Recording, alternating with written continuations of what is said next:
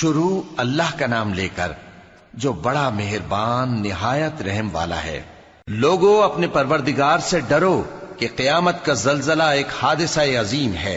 اے مخاطب، جس دن تو اس کو دیکھے گا اس دن یہ حال ہوگا کہ تمام دودھ پلانے والی عورتیں اپنے بچوں کو بھول جائیں گی اور تمام حمل والیوں کے حمل گر پڑیں گے، اور لوگ تجھ کو مدہوش نظر آئیں گے، حالانکہ وہ مدہوش نہیں ہوں گے بلکہ عذاب دیکھ کر مدہوش ہو رہے ہوں گے۔ بے شک اللہ کا عذاب بڑا سخت ہے، اور بعض لوگ ایسے ہیں جو اللہ کی شان میں علم کے بغیر جھگڑتے اور ہر شیطان سرکش کی پیروی کرتے ہیں، جس کے بارے میں لکھ دیا گیا ہے کہ جو اسے دوست رکھے گا تو وہ اس کو گمراہ کر دے گا اور دوزخ کے عذاب کا رستہ دکھائے گا۔ لوگو، اگر تم کو مرنے کے بعد جی اٹھنے میں کچھ شک ہو تو ہم نے تم کو پہلی بار بھی تو پیدا کیا تھا، یعنی ابتدا میں مٹی سے، پھر اس سے نطفہ بنا کر، پھر اس سے خون کا لوتھڑا بنا کر، پھر اس سے بوٹی بنا کر جس کی بناوٹ کامل بھی ہوتی ہے اور ناقص بھی، تاکہ تم پر اپنی خالقیت ظاہر کر دیں۔ اور ہم جس کو چاہتے ہیں ایک میعاد مقرر تک پیٹ میں ٹھہرائے رکھتے ہیں، پھر تم کو بچہ بنا کر نکالتے ہیں، پھر تم جوانی کو پہنچتے ہو، اور بعض قبل از پیری مر جاتے ہیں، اور بعض بڑھاپے کی نہایت خراب عمر کی طرف لوٹائے جاتے ہیں کہ بہت کچھ جاننے کے بعد بالکل بے علم ہو جاتی ہیں۔ اور اے دیکھنے والے، تو دیکھتا ہے کہ ایک وقت میں زمین خشک پڑی ہوتی ہے، پھر جب ہم اس پر مے برساتے ہیں تو وہ شاداب ہو جاتی اور ابھرنے لگتی ہے اور طرح طرح کی بارونق چیزیں اگاتی ہے۔ ان قدرتوں سے ظاہر ہے کہ اللہ ہی قادر مطلق ہے جو برحق ہے، اور یہ کہ وہ مردوں کو زندہ کر دیتا ہے، اور یہ کہ وہ ہر چیز پر قدرت رکھتا ہے، اور یہ کہ قیامت آنے والی ہے اس میں کچھ شک نہیں، اور یہ کہ اللہ سب لوگوں کو جو قبروں میں ہیں جلا اٹھائے گا، اور لوگوں میں کوئی ایسا بھی ہے جو اللہ کی شان میں بغیر علم کے اور بغیر ہدایت کے اور بغیر کتاب روشن کے جھگڑتا ہے اور تکبر سے گردن موڑ لیتا ہے تاکہ لوگوں کو اللہ کے رستے سے گمراہ کر دے۔ اس کے لیے دنیا میں ذلت ہے، اور قیامت کے دن ہم اسے عذاب آتش سوزاں کا مزہ چکھائیں گے۔ اے سرکش، یہ اس کفر کی سزا ہے جو تیرے ہاتھوں نے آگے بھیجا ہے، اور اللہ اپنے بندوں پر ظلم کرنے والا نہیں۔ اور لوگوں میں بعض ایسا بھی ہے جو کنارے پر کھڑا ہو کر اللہ کی عبادت کرتا ہے، اگر اس کو کوئی دنیاوی فائدہ پہنچے تو اس کے سبب مطمئن ہو جائے، اور اگر کوئی آفت پڑے تو منہ کے بل لوٹ جائے، یعنی پھر کافر ہو جائے۔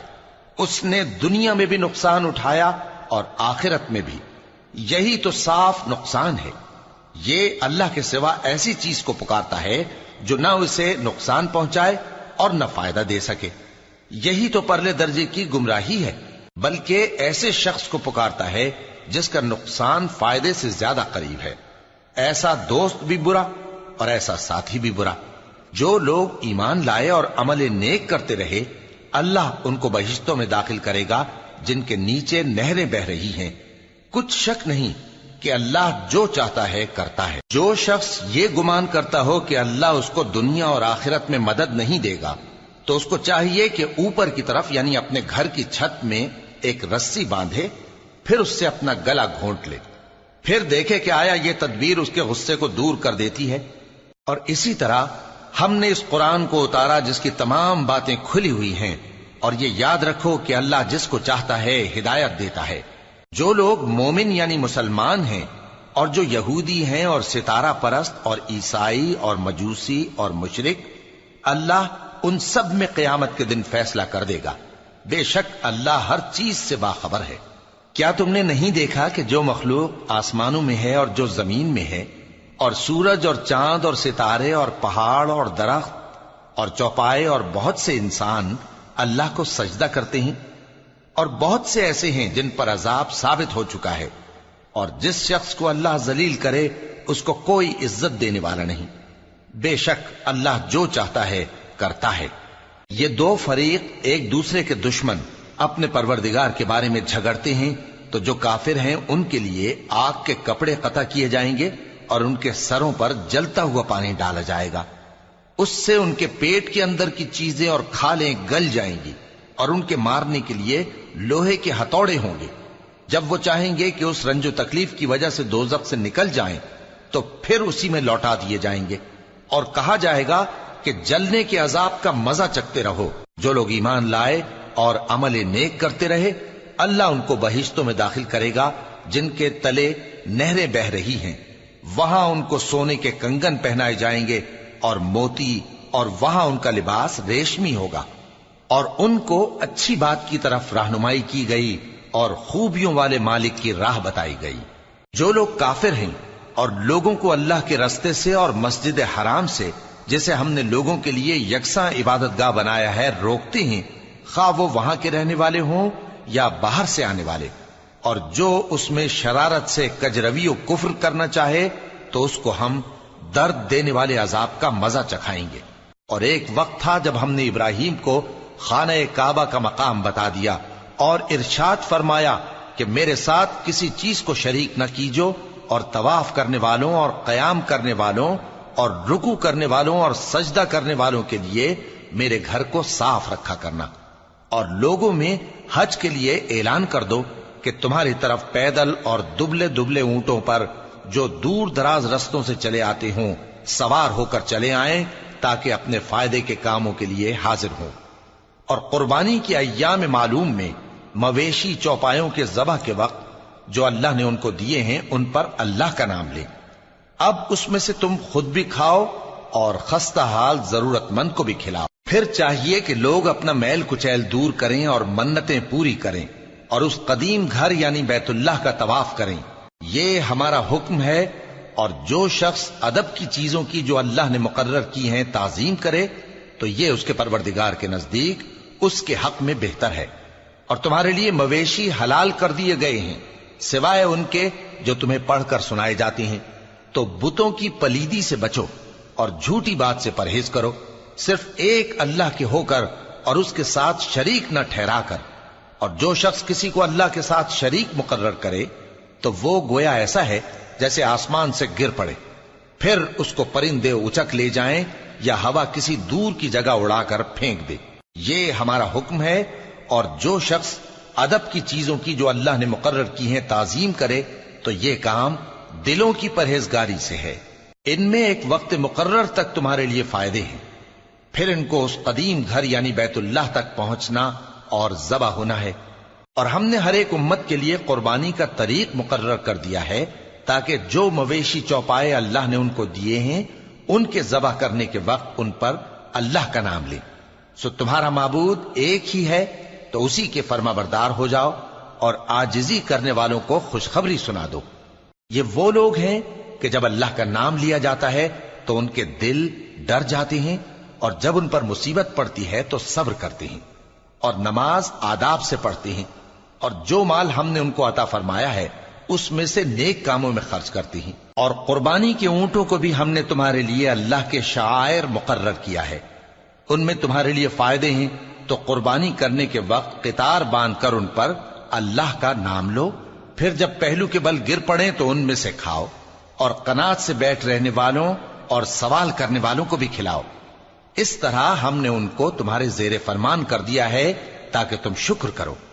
اللہ تک نہ ان کا گوشت پہنچتا ہے اور نہ خون، بلکہ اس تک تمہاری پرہیزگاری پہنچتی ہے۔ اسی طرح اللہ نے ان کو تمہارے زیر فرمان کر دیا ہے تاکہ اس بات کے بدلے کہ اس نے تم کو ہدایت بخشی ہے اسے بزرگی سے یاد کرو۔ اور اے پیغمبر، نیکوکاروں کو خوشخبری سنا دو، اللہ تو مومنوں سے ان کے دشمنوں کو ہٹاتا رہتا ہے۔ بے شک اللہ کسی خیانت کرنے والے ناشکرے کو دوست نہیں رکھتا۔ جن مسلمانوں سے خواہ مخواہ لڑائی کی جاتی ہے ان کو اجازت ہے کہ وہ بھی لڑیں، کیونکہ ان پر ظلم ہو رہا ہے، اور اللہ ان کی مدد کرے گا، وہ یقیناً ان کی مدد پر قادر ہے۔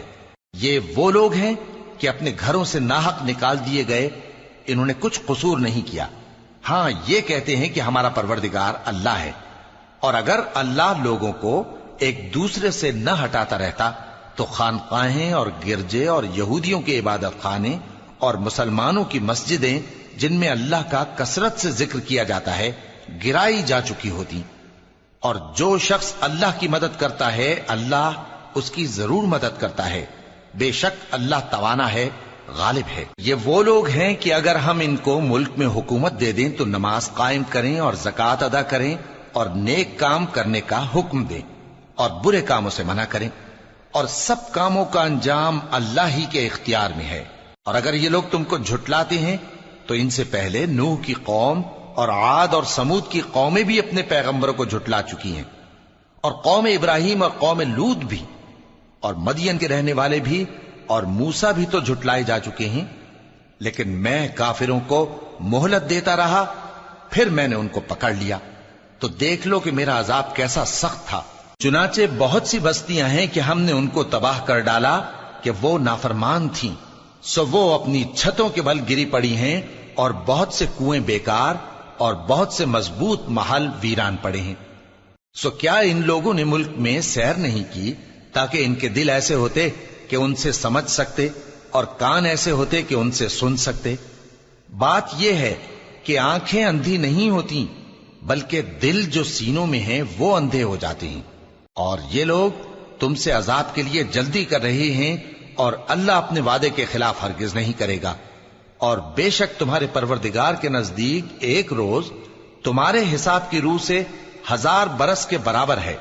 اور بہت سی بستیاں ہیں کہ میں ان کو مہلت دیتا رہا جبکہ وہ نافرمان تھیں، پھر میں نے ان کو پکڑ لیا، اور میری ہی طرف لوٹ کر آنا ہے۔ اے پیغمبر، کہہ دو کہ لوگوں میں تو تم کو کھلم کھلا خبردار کرنے والا ہوں، تو جو لوگ ایمان لائے اور کام نیک کیے ان کے لیے بخشش اور عزت کی روزی ہے، اور جن لوگوں نے ہماری آیتوں میں اپنے خیال میں ہمیں عاجز کرنے کے لیے دوڑ دھوپ کی، وہ اہل دوزخ ہیں۔ اور ہم نے تم سے پہلے کوئی رسول اور نبی نہیں بھیجا مگر اس کا یہ حال تھا کہ جب وہ کوئی آرزو کرتا تھا تو شیطان اس کی آرزو میں وسوسہ ڈال دیتا تھا، تو جو وسوسہ شیطان ڈالتا ہے اللہ اس کو دور کر دیتا ہے، پھر اللہ اپنی آیتوں کو مضبوط کر دیتا ہے، اور اللہ علم والا ہے، حکمت والا ہے۔ غرض اس سے یہ ہے کہ جو وسوسہ شیطان ڈالتا ہے اس کو ان لوگوں کے لیے جن کے دلوں میں بیماری ہے اور جن کے دل سخت ہیں ذریعہ آزمائش ٹھہرائے۔ بے شک ظالم لوگ مخالفت میں دور جا پڑے۔ اور یہ بھی غرض ہے کہ جن لوگوں کو علم عطا ہوا ہے وہ جان لیں کہ وہ یعنی وحی تمہارے پروردگار کی طرف سے حق ہے، تو وہ اس پر ایمان لائیں اور ان کے دل اللہ کے آگے عاجزی کریں۔ اور جو لوگ ایمان لائے ہیں اللہ ان کو سیدھے رستے کی طرف ہدایت کرتا ہے، اور کافر لوگ ہمیشہ اس کی طرف سے شک میں رہیں گے، یہاں تک کہ قیامت ان پر ناگہاں آ جائے یا ایک نامبارک دن کا عذاب ان پر آ واقع ہو۔ اس روز بادشاہی اللہ ہی کی ہوگی اور وہ ان میں فیصلہ کر دے گا، تو جو لوگ ایمان لائے اور عمل نیک کرتے رہے وہ نعمت کے باغوں میں ہوں گے، اور جو کافر ہوئے اور ہماری آیتوں کو جھٹلاتے رہے ان کے لیے ذلیل کرنے والا عذاب ہوگا۔ اور جن لوگوں نے اللہ کی راہ میں ہجرت کی پھر مارے گئے یا مر گئے ان کو اللہ اچھی روزی دے گا، اور بے شک اللہ بہترین رزق دینے والا ہے۔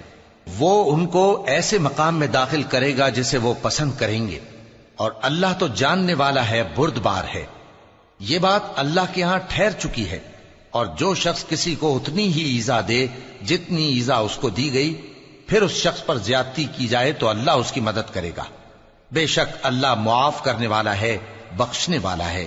یہ اس لیے کہ اللہ رات کو دن میں داخل کرتا ہے اور دن کو رات میں داخل کرتا ہے، اور اللہ تو سننے والا ہے، دیکھنے والا ہے۔ یہ اس لیے کہ اللہ ہی برحق ہے، اور جس چیز کو کافر اللہ کے سوا پکارتے ہیں وہ باطل ہے، اور اس لیے کہ اللہ اونچی شان والا ہے، بڑا ہے۔ کیا تم نہیں دیکھتے کہ اللہ آسمان سے مے برساتا ہے تو زمین سرسبز ہو جاتی ہے؟ بے شک اللہ مہربان ہے، خبردار ہے۔ جو کچھ آسمانوں میں ہے اور جو کچھ زمین میں ہے اسی کا ہے، اور بے شک اللہ بے نیاز ہے، قابل ستائش ہے۔ کیا تم نہیں دیکھتے کہ جتنی چیزیں زمین میں ہیں سب اللہ نے تمہارے زیر فرمان کر رکھی ہیں، اور کشتیاں بھی جو اسی کے حکم سے سمندر میں چلتی ہیں، اور وہ آسمان کو تھامے رہتا ہے کہ زمین پر نہ گر پڑے مگر اس کے حکم سے۔ بے شک اللہ لوگوں پر نہایت شفقت کرنے والا مہربان ہے۔ اور وہی تو ہے جس نے تم کو حیات بخشی، پھر تم کو مارتا ہے، پھر تمہیں زندہ بھی کرے گا، اور انسان تو بڑا ناشکرا ہے۔ ہم نے ہر ایک امت کے لیے بندگی کی ایک راہ مقرر کر دی ہے کہ اسی طرح وہ بندگی کرتے ہیں، تو یہ لوگ تم سے اس معاملے میں جھگڑا نہ کریں، اور تم لوگوں کو اپنے پروردگار کی طرف بلاتے رہو، بے شک تم سیدھے رستے پر ہو۔ اور اگر یہ تم سے جھگڑا کریں تو کہہ دو کہ جو عمل تم کرتے ہو اللہ ان سے خوب واقف ہے۔ جن باتوں میں تم اختلاف کرتے ہو اللہ تم میں قیامت کے روز ان کا فیصلہ کر دے گا۔ کیا تم نہیں جانتے کہ جو کچھ آسمان اور زمین میں ہے اللہ اس کو جانتا ہے؟ یہ سب کچھ کتاب میں لکھا ہوا ہے، بے شک یہ سب اللہ کو آسان ہے۔ اور یہ لوگ اللہ کے سوا ایسی چیزوں کی عبادت کرتے ہیں جن کی اس نے کوئی سند نازل نہیں فرمائی، اور نہ ان کے پاس اس کی کوئی دلیل ہے، اور ظالموں کا کوئی بھی مددگار نہیں ہوگا۔ اور جب ان کو ہماری صاف صاف آیتیں پڑھ کر سنائی جاتی ہیں تو ان کی شکل بگڑ جاتی ہے، اور تم ان کے چہروں میں صاف طور پر ناگواری دیکھتے ہو۔ ایسا لگتا ہے کہ جو لوگ ان کو ہماری آیتیں پڑھ کر سناتے ہیں ان پر حملہ کر دیں گے۔ کہہ دو کہ میں تم کو اس سے بھی بری چیز بتاؤں، وہ دوزخ کی آگ ہے جس کا اللہ نے کافروں سے وعدہ کیا ہے، اور وہ برا ٹھکانہ ہے۔ لوگوں، ایک مثال بیان کی جاتی ہے، اسے غور سے سنو کہ جن لوگوں کو تم اللہ کے سوا پکارتے ہو وہ ایک مکھی بھی نہیں بنا سکتے اگرچہ اس کے لیے سب اکٹھے ہو جائیں، اور اگر مکھی ان سے کوئی چیز چھین لے جائے تو اسے اس سے چھڑا نہیں سکتے۔ طالب اور مطلوب یعنی عابد اور معبود دونوں گئے گزرے ہیں۔ ان لوگوں نے اللہ کی قدر جیسی کرنی چاہیے تھی نہیں کی۔ کچھ شک نہیں کہ اللہ زبردست ہے، غالب ہے۔ اللہ فرشتوں میں سے پیغام پہنچانے والے منتخب کر لیتا ہے اور انسانوں میں سے بھی۔ بے شک اللہ سننے والا ہے، دیکھنے والا ہے۔ جو ان کے آگے ہے اور جو ان کے پیچھے ہے وہ اس سے واقف ہے، اور سب کاموں کا رجوع اللہ ہی کی طرف ہے۔ مومنوں، رکوع کرتے اور سجدہ کرتے اور اپنے پروردگار کی عبادت کرتے رہو اور نیک کام کرو تاکہ فلاح پاؤ، اور اللہ کی راہ میں جہاد کرو جیسا جہاد کرنے کا حق ہے۔ اس نے تم کو منتخب کیا ہے اور تم پر دین کی کسی بات میں تنگی نہیں کی، اور تمہارے لیے تمہارے باپ ابراہیم کا دین پسند کیا۔